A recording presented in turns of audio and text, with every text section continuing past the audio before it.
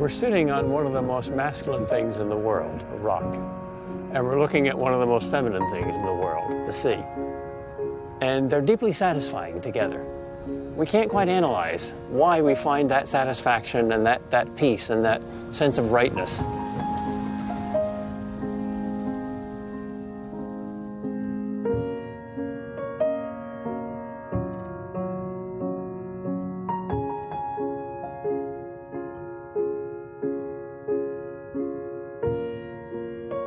The Iroquois have a word for it. The word is orenda. It means the spiritual power that the Great Spirit put in physical things to attract us. And they said it's especially in the sea and the stars and trees. We can't live in the stars, we can't live in the sea, we don't live in trees. Why do we love them? Why do we want to be in the presence of them? The orenda there, it fits our spirit. It's like we're iron filings and that's the magnet and now we're home.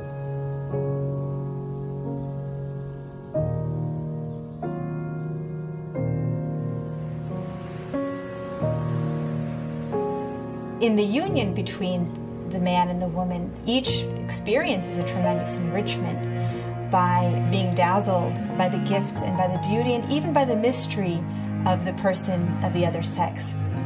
So the characteristic of masculinity, of going forth and giving, is complementary to the characteristic of femininity as receiving. And so on the level of the deepest being of the two, you have a kind of a fit, a correlation between them. So we speak of complementary colors, where if they're together, each brings out the other to best advantage. It makes the beauty and the goodness of the other stronger.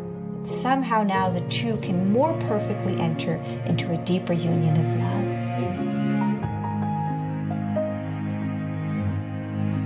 We see the female role open for receptivity, but yet that is not completely passive because it's a protective receptivity, it's a nurturing receptivity, it's a developing receptivity, and this is the role that we would see biologically in the mother's womb. And on the other hand, we see the active role of the father who is giving something into this receptivity that makes it fertile, that grows into it life. We have a common proverb in Arabic that says that man is the one who brings the raw material. He internalizes them. He gets them from the outside to the inside. And woman is the one who constructs. And I'm going to say it in Arabic. الرجل جنة والمرأة بنة. He gets inside the things. He harvests them and gets them inside. And she gets into the role of constructing them in order to make it a wonderful building.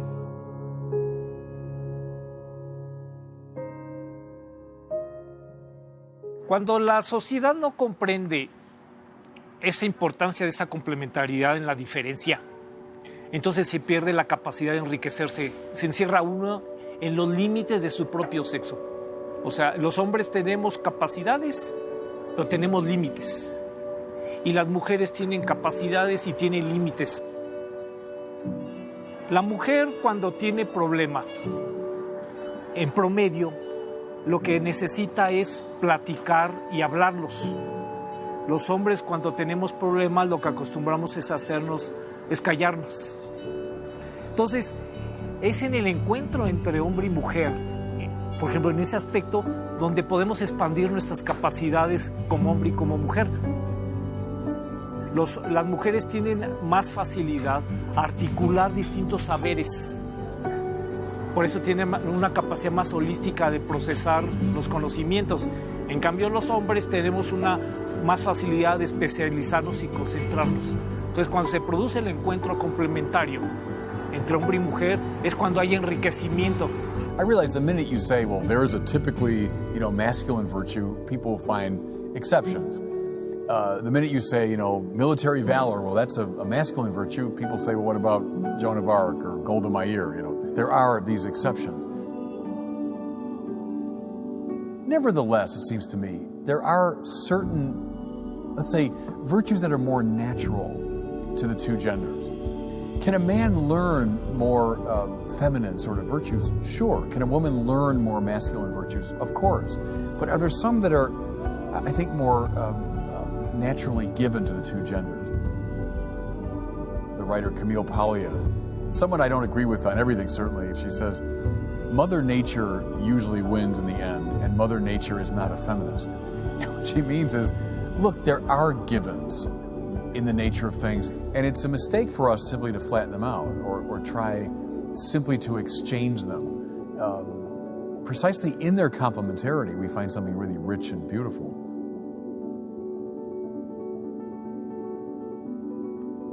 Depuis que nous sommes petits, nous avons beaucoup de stéréotypes sur le fait d'être un garçon ou une fille. Je suis moi-même la maman de 3 enfants. Ma petite fille, elle arrive avec son déguisement de princesse, l'autre qui est là avec son épée de chevalier. Et même des enfants qui sont éduqués de façon très moderne, dans les sociétés modernes, eh bien, reproduisent aussi ces stéréotypes-là. En réalité, derrière ces stéréotypes, qui sont ridicules, c'est vrai, il y a un enjeu affectif qu'il faut savoir reconnaître. Elle espère qu'on lui dise « Ma chérie, tu es belle ». Traduction psychologique, tu es digne d'être aimée. A besoin de se sentir belle, ça veut dire quoi? Je suis aimable. Je suis quelqu'un d'unique. Et quand le garçon vient avec sa petite épée de chevalier et son déguisement de Spider-Man ou je sais pas quoi, qui fait son super-héros, qu'est-ce qu'il attend derrière ce stéréotype? Il attend aussi de la part de ses parents, de la part de son père peut-être aussi, de dire « Tu es quelqu'un d'extraordinaire, tu peux sauver le monde, tu peux protéger les plus faibles. » C'est ça, tous ces super-héros. Il faut rejoindre l'enfant, l'adolescent dans son besoin profond pour qu'il puisse pleinement se sentir femme, homme, c'est-à-dire personne capable d'être aimée. Leonard Sachs, a psychologist, works with young people all the time. He's a very interesting example. All kids read Lord of the Flies, the famous William Golding novel. But he said boys and girls learn that novel in very different ways. Girls tend to benefit from a discussion of the feelings of the characters. So how these characters feel, what motivates them. Boys don't respond to that sort of discussion. Boys respond more to, let's build a model of the island. Can we figure out from this book what this island looks like? What's more natural to us is mission. Men want to be given a mission. Tell me what to do, and make it hard. Make it difficult. You see it in the Bible. Look at the way men are given an experience of God, without exception. Without exception in the Bible. They're given an experience of God and then given a mission.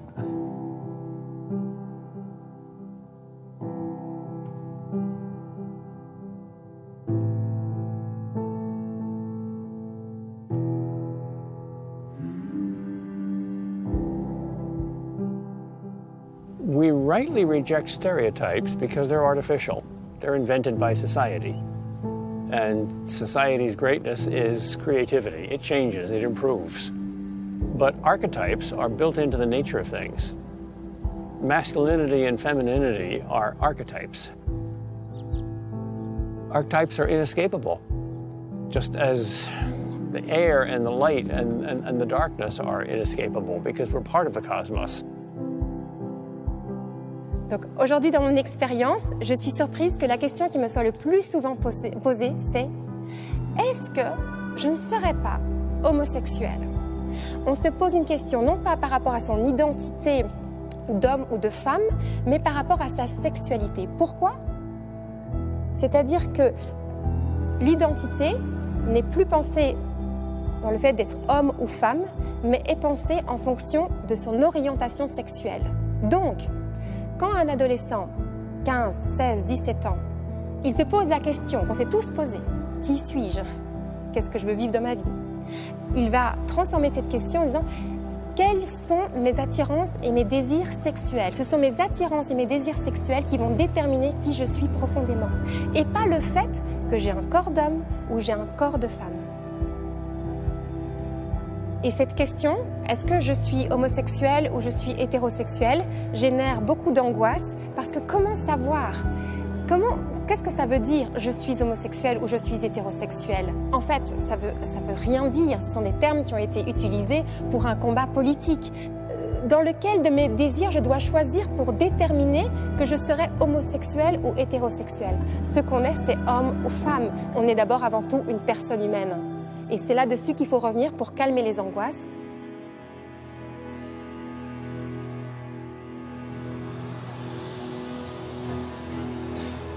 Dans l'homosexualité, il se passe le phénomène suivant. On recherche chez l'autre ce dont on croit manquer. Et moi, je sais que j'ai cherché chez les hommes le fils, le frère et le père dont je croyais avoir manqué dans mon adolescence. Et je sais que l'homosexualité, c'est une difficulté de se donner dans sa sexuation aux autres et de recevoir aussi les autres dans leur sexuation. Et donc, la meilleure manière de reconquérir mon identité d'homme, c'est de me donner en amitié avec ce désir homosexuel qui est là. Parce que pour l'instant, je ne peux pas me donner encore en tant que père et en tant que mari. Mais déjà, par l'amitié, par la fraternité, par le service aux autres, déjà, je retrouve cet amour de mon identité d'homme que je n'avais pas quand j'étais jeune et que je retrouve maintenant. Et aussi grâce à l'Église, parce que l'Église nous aide à devenir encore plus hommes et encore plus femmes, parce que elle nous donne accès à l'altérité qui est Dieu. Et aussi à l'altérité que Dieu a créée, qui est la différence des sexes.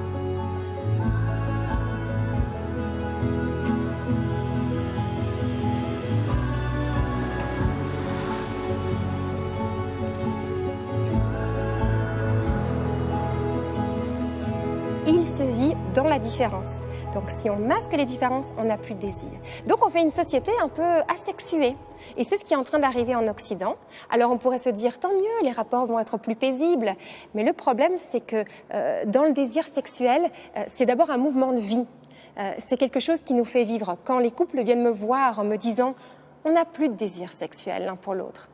Je dis, mais qu'est-ce que ça viendrait vous apporter? Peu importe, en fait. C'est pas grave de vivre sans sexualité. Vous pouvez très bien vivre comme ça. Je les provoque. Et ils me disent, mais non, parce que on sent quelque chose d'éteint en nous. On se sent plus vivre. Et donc, finalement, c'est ça que le désir, et le désir sexuel en particulier, va nous apporter. C'est un mouvement de vie. Et puis, on vit aussi très concrètement, c'est que quand on a une relation sexuelle, on peut aussi engendrer la vie. Donc, une société qui dit plus de différence sexuelle, qui diminue le désir sexuel, mais qui diminue aussi l'envie de reproduire l'espèce, tout simplement. C'est-à-dire que l'aspiration profonde d'aimer et d'être aimé, elle est la même chez l'homme et chez la femme. Et ce qui est vraiment magnifique pour moi, qui le vois tous les jours de par mon expérience auprès des couples qui souffrent, c'est qu'ils te disent toute leur peine, toute leur souffrance, mais ils ont le même désir, ils ont les mêmes aspirations.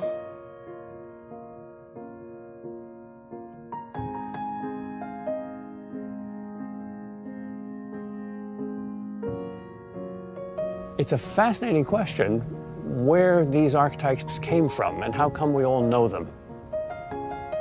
I think we tend to think of our minds on the analogy of either computers or cameras. We either just calculate or we take pictures of what you can see. But the mind is also an organ of wisdom, contemplative wisdom. What you see is not just what your eyes see. Your mind just sees intuitively and instantly that, well, of course the sea is she and the rocks are he. And of course, this is not just a private or biological or subjective thing, this is a cosmic thing. The shore is the most popular place on Earth. Waterfront property is the most expensive property anywhere in the world. Why? Because that's where the sea and the land meet. That's where man and woman meet. The land without the sea is kind of boring. Desert. The sea without the land is kind of boring. When are we going to land the ship? But the place where they meet, that's where all the action is. And that's where we want to be.